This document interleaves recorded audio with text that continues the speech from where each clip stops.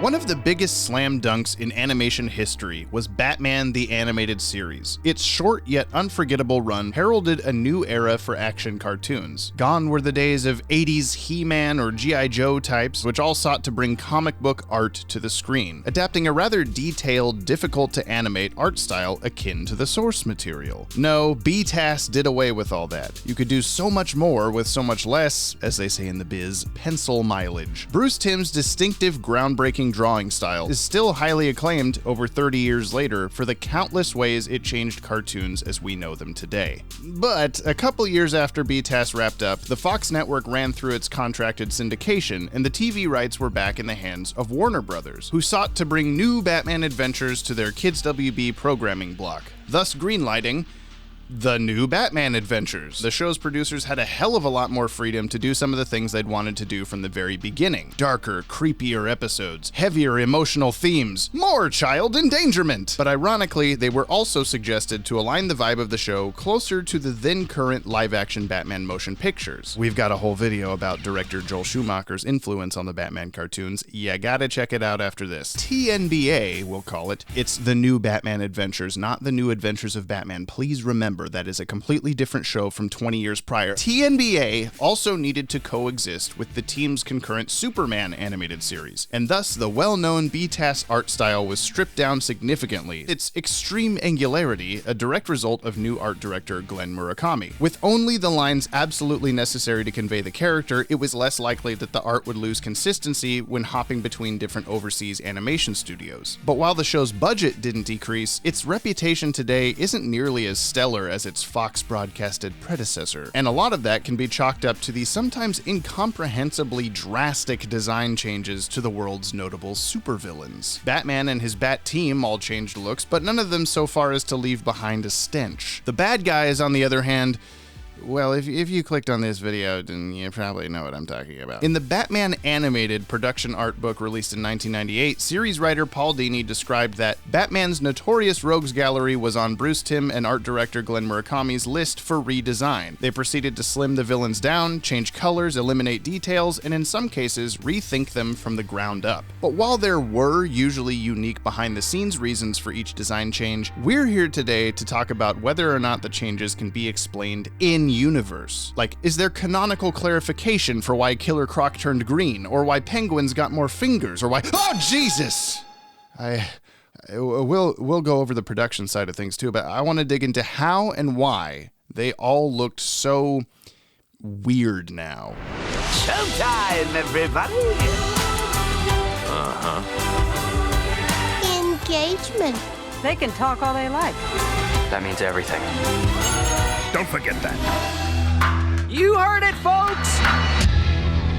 Real quick, we're going to be giving away a bunch of cool DC stuff in our next video. All you have to do to enter is leave a comment on this video, and we'll choose a winner at random. There's some little fine print below too, please read that. More giveaways will be happening every video for the foreseeable future, so subscribe and stick around. Also, if we get to 200 Patreon supporters, we'll do a Will It Canon episode on Teen Titans and The Batman. Need I say more? Links in the description. Okay, Batman villains. Between the two shows, there was roughly a 2-year time jump, and while some folks have deep-rooted heart canon for BTAS being its own separate universe from the rest of the DCAU, it's absolutely all part of the same continuity. So we'll be coming at this as if every change is indeed an actual physical transformation, not just the same thing but through a different lens, because it's more fun this way. I'm allowed to have fun. I have a superhero YouTube channel. There were some villains that really didn't change looks at all, like Two-Face, Harley Quinn, and to an extent Clayface, who just doesn't look quite as, in Bruce Timm's own words, melty. Then there's those who, while they do look decently different, don't really require a lot of critical thinking to understand, like the Mad Hatter, who really,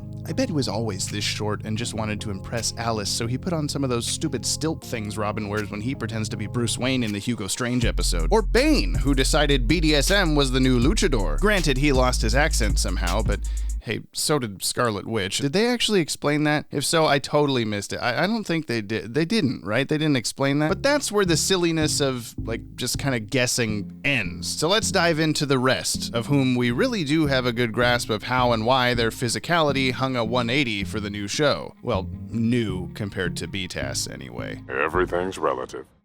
Mmm. About time you got here. You may look at these two character models side by side and think, how is this any different from the outfit upgrades you were talking about a second ago? Well, there's actually an interesting story behind that, but the bigger change comes in the form of the hair! Back when Catwoman was being originally designed for Batman the Animated Series, the crew wanted to go for a comic book / Adam West Batman style approach, with the ever seductive Selina Kyle boasting flowing black locks. But when word came down from on high that this show would need to take some not so subtle cues from the new Batman Returns film, Catwoman became much more cartoon Michelle Pfeiffer, so blonde she was. But why would her hair be different now in the new Batman adventures? Well, if you're thinking hair dye, you're absolutely right. But if you're thinking she dyed her blonde hair black, Well, you're wrong. in the 4th issue of the show's tie-in comic Gotham Adventures, Selina finds out the blonde dye she's been using is being tested on cats, and she goes apeshit on the owner of the company producing it. By the time we flash forward to TNBA at the end, her natural black hair has taken over, Well, the joke's on you. I'm not even a real blonde. bringing us back full circle to, like I expressed up top about the show in general, cool, nice, this is what we wanted to do in the first place anyway, thank you. Catwoman's all-black look goes at least as far back as 1993, actually part of production art created for an unproduced Catwoman animated series, one of many DCAU projects that never saw the light of day. And while they did need to copy the Michelle Pfeiffer hair, her all-black stitched leather costume was going to be too complex to animate consistently. Didn't stop good old ACOM Production Company from animating a fire hand at the end of the Cat in the Claw Part 2, but I digress! So a compromise was struck in the form of the gray B-TAS costume we came to know and love. The new Batman Adventures Catwoman was a near feline silhouette, so says Batman Animated, and that book's featured semi-final design even showcases some Pfeiffer-esque jagged lines across the forearms, which didn't make it into the actual show, but do pop up occasionally in the DCAU comics and books. The last little detail to change between her designs was the presence of seemingly white or light blue skin when she's wearing the costume, but not when she's not. While I've had heated conversations with other DCAU fans about how this makes any sense numerous times, Batman Animated does describe it as white makeup. So there you go. She puts makeup on the lower half of her face when she puts on the costume. Or is it her whole body? Whatever. Catwoman would later be shown to have at least 2 other costumes during the era of the Justice League cartoon, but we only ever saw her wear one of these, modeled after Darwyn Cooke's Catwoman, and only in a sort of vision Bruce Wayne is having about past lovers. So who knows if these were looks she tried before landing on the all-black catsuit, or if they came after, or what. All we do know is that it's time to move on to So I guess there's only one thing to do. Edward Nygma appeared far less in Batman the Animated Series than you might remember. Out of the 85 episodes, Riddler only headlined 3 and appeared as a background cameo one other time, if you don't count this machine gun mannequin thing. But his appearances amount to even less in the revamped show. He showed up once in a dream, once in an embarrassing defeat against Robin, and once where he's tied up before he can even finish his first sentence. Hey diddle diddle, time for a riddle. Which makes it all the more puzzling as to why his design changed so noticeably. Gone was his mask, gone was his suit and tie, gone was his hair! Just kidding, this one isn't a hair-based conundrum, but it does make you wonder, where did his hair go? Somebody tell me! It's not fair! Maybe his inability to understand how Batman survived in his final B-TAS episode resulted in him pulling out all his hair in frustration. Or Arkham changed its hygiene policies to be more like the Snyderverse, and by the Batman Adventures Volume 2 comic, he's got more of a buzz cut thing going on, like the hair is coming back. Man, this is a hair one. But the most memorably perplexing aspect of Riddler's redesign was his now form-fitting leotard of a costume, revealing just how skinny the guy really is under all those lumpy shoulder pads. If you remember, at the end of Riddler's reform, when we saw him last, Edward tossed his B-TAS suit into a fireplace, believing he had successfully killed Batman and therefore no longer needed to remain the Riddler. So rather than recreate the same suit, he, I guess, chose this. While it's certainly not the greatest thing ever, it does stand out, a definite resemblance to the old Frank Gorshin Riddler costume from Batman 66. It's also, understandably, similar to what we got with Jim Carrey in Batman Forever. But while he may have not overstayed his welcome in TNBA, he did become a recurring baddie in the comics that followed up the show, adding a jacket here, pants there, until we got the, dare I say it, best DCAU Riddler look ever. Streamlined, yet perfectly intellectual. And it adds up, as the good book says, what the character lacks in fashion sense, he apparently makes up for in the brain department. Ironic, isn't it? After all I did to keep my wife whole, I end up like this. Perhaps the most tragic character in the entire DC animated universe is Victor Freeze. His wife stolen from him by an incurable illness, his life stolen from him by an incomparable a chemical accident that forced his continued survival via purely his containment suit that kept him refrigerated lest he spoil. But he was still a dude in there. A sad gray dude who's undeniably terrible to snuggle with, but a dude nonetheless. Yet somehow, in the new Batman adventures, well, The accident that created me finally took its toll. now he's just a head on spider legs. Well, that's what I hear everybody calling them anyway. Spiders have 8 legs, people, not 4. Is there a better name for this? What does his action figure say? Insect body? Insects have 6 legs. This is 4. I suppose quadruped head wasn't cool enough.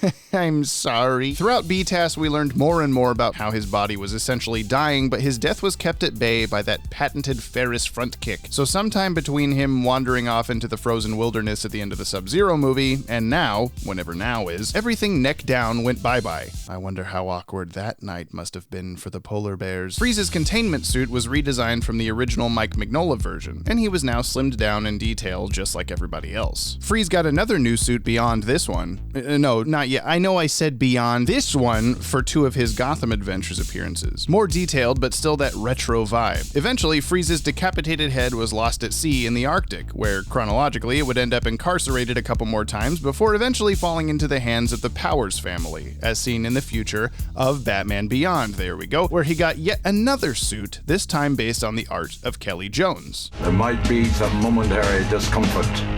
But now that we're through all the chill ones, let's start asking the bigger questions.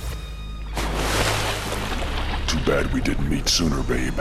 Nowadays, Killer Croc is known in the comic, movie, and video game worlds as sort of a giant lizard person, not unlike the lizard from Spider-Man. But the Batman the Animated Series version, alias Killer Croc Morgan, was just some pale, bumpy dude. Sure, he was really strong and stuff, like holy shit, he just pushed over a redwood, but we never got any sort of on-screen confirmation that he was anything other than human. Believe it or not, the cellular structure is human, but the texture of it is almost reptilian. But his little bumps apparently flake off in the form of scales, as evidenced by this tiny glove Batman finds in Croc's debut episode. Harley Quinn refers to him as Lizard Man in the episode Harlequinade, Batman Animated calls him a mutant reptile man, and in Batman Adventures number 7, Croc even calls himself Inhuman, like those Marvel guys that live on the moon or whatever. I don't know, I never watched it. He also has extremely powerful jaws that can bite through prisoner chains, and while we don't know that he can necessarily breathe underwater, he sure can stay under there for quite a long time. So it may come as no surprise that for his updated look for the new show, they just leaned into it. He's gone from gray to green and even has fewer fingers. I don't think I'd ever noticed that until taking notes for this video, but yeah, he's got pointy Simpsons hands now. The BTAS guidebook describes him as possessing bone-crushing strength and razor-sharp claws that can tear flesh from bone, and his previous ruffles ridges look a lot more like reptile scales as well. He looks much less Croc and much more Doc Connors. I tried to make that work, I did. But there was no explanation given for this in any medium. We may have a hint in one BTAS comic book. Newscaster Summer Gleason calls Croc by name in Batman Adventures number 23, but not Killer Croc Morgan as we'd heard in the show. No, she calls him Waylon Jones, the true identity of Croc in the original comics. But if Waylon Jones is his real name, the Morgan surname just something he went by in his traveling performance days, we may be able to apply other attributes of his source character to the DCAU version. Comic book Waylon Jones was born with a medical condition that caused progressively more aggressive reptilian features. So, like our pal Mr. Freeze, the dude's body is deteriorating. Except he's not going to become a quadruped head, he's actually turning into a dinosaur person. But not like how Cobra did it in Batman Beyond, it's much, much slower. Jokes! This could easily explain why Killer Croc has physically changed so much in the time between shows, and even perhaps why his voice is different. I threw a rock at him. Nobody understands how rough my life's been. Just 'cause I'm different. In fact, the last time we saw him in Batman the Animated Series, he got his shit rocked by Bane. Maybe part of his body's healing process was like, hey, let's be greener and bassier now, like a lizard regenerating its limbs or whatever. My point is that this medical condition thing is probably the best explanation we have, or it could be that he was spliced with some kind of reptile DNA between shows. It's not off the table. Splicing wouldn't become as commonplace until Batman Beyond, but hey, we've still got present-day examples all over the place, like like Cheetah, theoretically Copperhead, the pure invention of Tigress or my man Garth, and hell, even the very first BTAS episode features a giant half-man, half-bat creature, some kind of Batman or something like that. Comment below if you got a better name for him. What say we have a little talk? Just like old times. This one's a bit of a weird one. Much like Catwoman, the Penguin of Batman the Animated Series started off more or less resembling his Batman Returns counterpart. That movie version of Penguin was born a hideous monster, much to the disdain of his parents Pee Wee Herman and Simone. Both versions had the big beak nose, the webbed flipper hands, and essentially the same outfit. But the animated Penguin was much more civilized, or at least prided himself on pretending to be so. Not a physical match for Batman, but a mental one.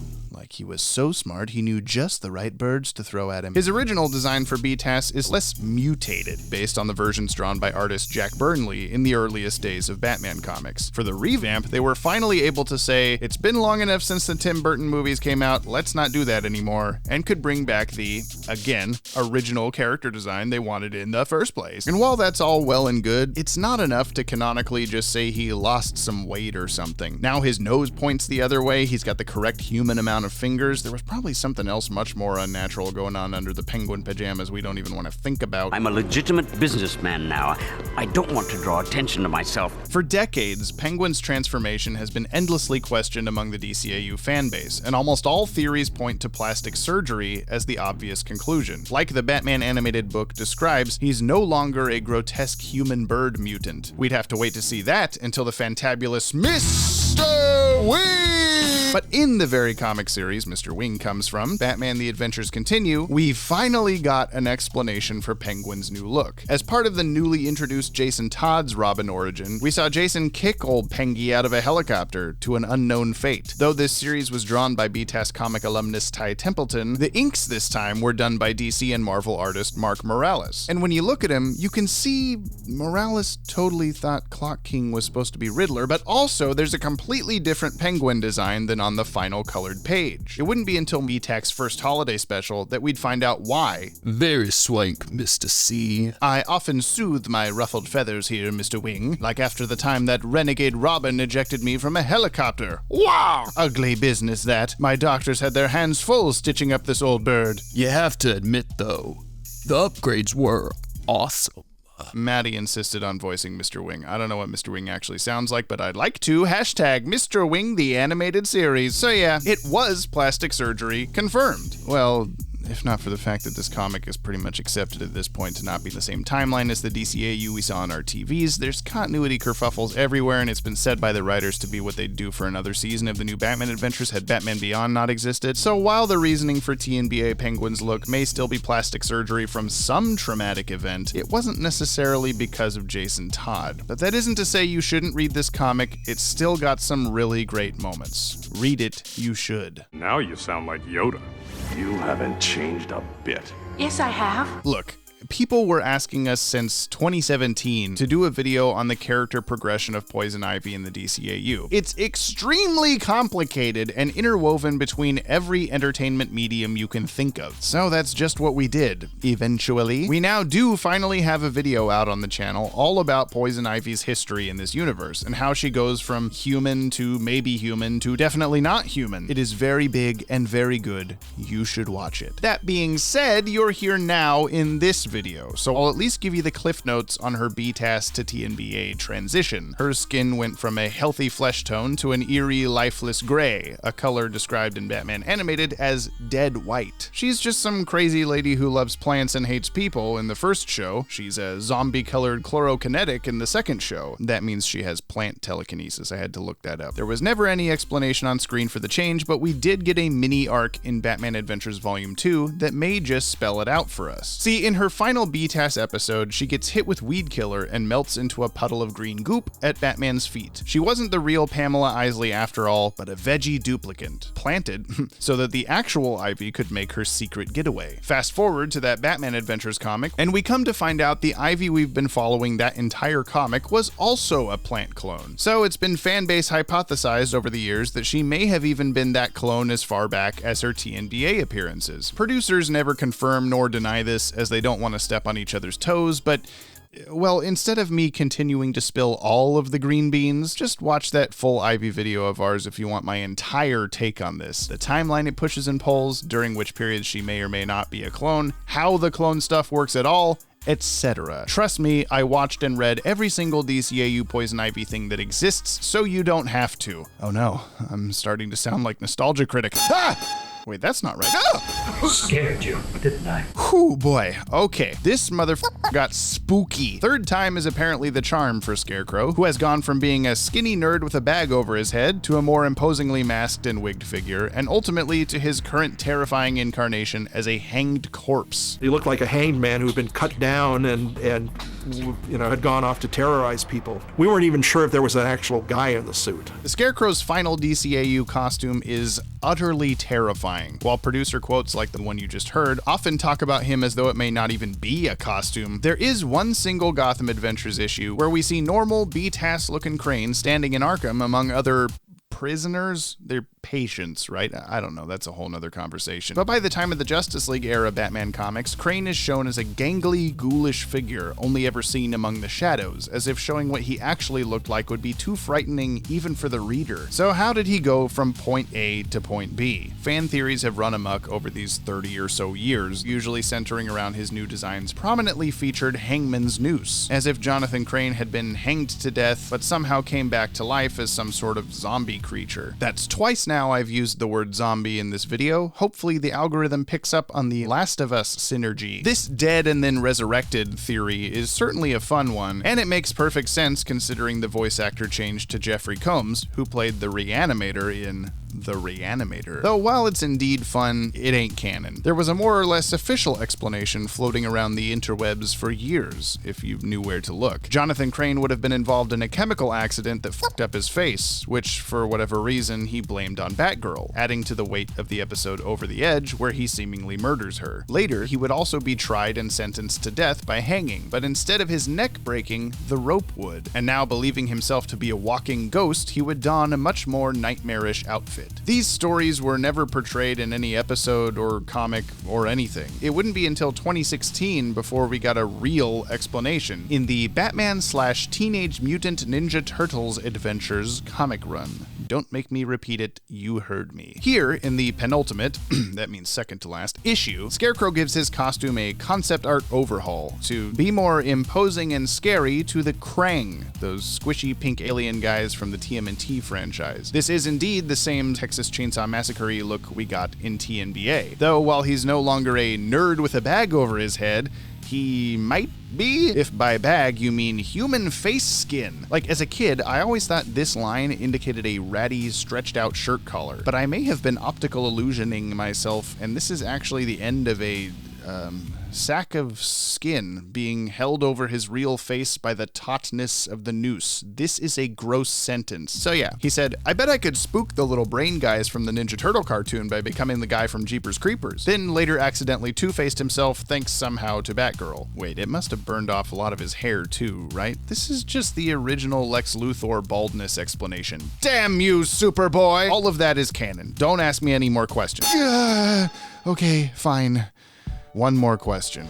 A little distraction would be useful right now, wouldn't you say, Lexi? I saved this one for last because it's perhaps most painful of all the supervillain redesigns. It's simple enough that he swapped his orange shirt out for a green one, or replaced his acid-filled boutonniere, or tailored his purple suit a little worse, let's be honest. That jacket does not fit him at all. But that face, man, what is going on there?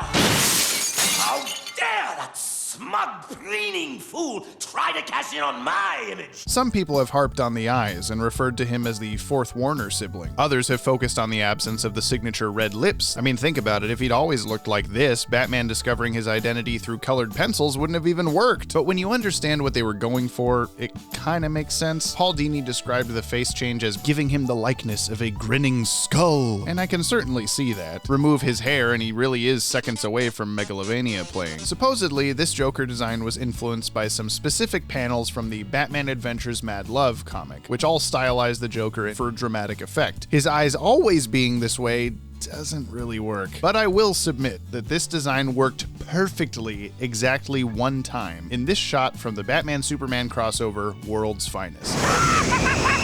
I have to congratulate myself on this one. And then Paul, went and complained to Gene McCurdy about it. It's like, hey, Bruce isn't putting lips on the Joker. And then Gene had to come talk to me and said, Bruce? Did you really complain to Gene? Yeah, he really did. Yeah. Because he went in and he kind of complained to me, and I went, that's fine. Daddy says no, so you go ask Mommy. That's right. In Batman Adventures Volume 2, they brought back the eyes. And in the episode Joker's Millions, we do get to basically see what that would have looked like in motion when Joker's goon Ernie impersonates him for a scene. And I'll admit, I like it better the other way. Call me hypocritical, I can't explain why my brain likes what it likes. By the time the Batman Beyond Return of the Joker movie came around, due to the cryptic, horrifying nature of the film, there was no way the crew couldn't leap at the chance to correct their mistake, and so created what is, in my opinion, the primo chef's kiss DCAU Joker design. Now that's party. And while I've never confirmed with anyone that this is the case, I would wager that these two moments of Joker walking out of the shadows are sort of a metaphorical transition out of the TNBA design. It's like when Batman walks out of the shadows in the first Justice League episode and his highlights change from gray to blue. That's a thing, right? But anyway, you just want to know how his lips and eyes changed canonically. Perhaps in an especially dramatic tussle with Batman, his lips were ripped clean off. Perhaps his eyeballs were exposed to that fog from The Simpsons' Treehouse of Horror that turns people inside out. Perhaps with a cyanide pie in the face. Well, no, there's actually zero explanation for this in continuity. I'm sorry, okay? This one is truly a viewed through a different lens situation. I'll let Gotham Adventures artist Tim Levins lay it out how he did for us several years ago. To me, each TV show was simply a different iteration of the Batman universe. I don't feel that the Joker decided to hollow out his eye sockets and stop wearing lipstick. He simply always had that design within the context of that version of the DC animated universe. No matter what animated series he calls home, Joker is Joker. I'm the Joker, baby! When we see him on a wanted poster in Batman Beyond, he looks like his TNBA design. When we see archival footage under the lens of the Return of the Joker movie, he looks like he does in that movie. He doesn't look like his TNBA self on a recording from 40 years prior, nor did he look the same as either of those when we first saw this scene play out in the Batman Adventures Holiday Special, because he didn't actually look like that then. Or he's always looked like that, or he never looked like that. It's kinda up to you. There's 3 Joker designs, but they're all, in a way, the same Joker design. Wait, 3 Jokers? Bum, bum, bum. But now you know, because it's James's not-so-short show. Not every villain from BTAS reappeared in TNBA, like Man-Bat. Oh, that's a good name for him. Who did show up in a Gotham Adventures issue and looked pretty much the same. Or the famous Phantasm, who came back in Batman Adventures and Justice League Unlimited, looking pretty much the same. Rupert Thorne showed up years later in the revamped style in Mystery of the Batwoman, looking, pretty much the same. And Ra's al Ghul came back, but only in Superman and Batman Beyond, and only ever seen as his traditional self in a flashback of some kind, looking pretty much the same. In both cases, he came back thicker. And hey, if you for some reason hated the new Bane design, you're in luck. The Justice League Wings of War novel describes him as wearing a turtleneck, a shoulder holster, and a watch with at least 3 buttons. So I drew what that might look like. I don't know if it's better or not, but you're welcome. All in all, the DCAU wasn't perfect. Damn near it, but still. The crew made mistakes sometimes and learned from them. You shouldn't take away from all this that I'm dunking on the new Batman Adventures. Some of the animation in this show is the best out of the entire DCAU. Don't at me. She's beautiful. She can't see that anymore. All she sees are the flaws. Sure, some stuff is dumb, but these are Batman cartoons we're talking about. And the old Batman-Superman.com official website was one of my original gateways into this universe. So regardless of their reputation, I still love these versions of the characters. Mostly. I'll leave you with one final passage from Batman Animated that I think sums it up nicely. The Caped Crusader is one of the few comic heroes whose persona as a crime fighter, properly handled, offers writers and artists no end of possibilities. Right or wrong is arbitrary. Each story adds a worthy chapter to the Batman mythos. So, which new Batman Adventures designs do you love or hate the most? Are you a TNBA Joker apologist? Or maybe you wish they'd done similar overhauls to Two-Face or Clayface or any other face? Thank you so much to all of our lovely Patreon supporters, especially our top patrons, Aaron Young, Luke Mears, and Jonathan Andrew Brantley, for continuing to keep the lights on here at the Watchtower. Bruce Wayne's checks have been bouncing lately. Patreon link is in the description, and remember, Teen Titans The Batman Willet Cannon Patreon. That can be a thing if you go join up and help us get to 200 patrons. Bye-bye.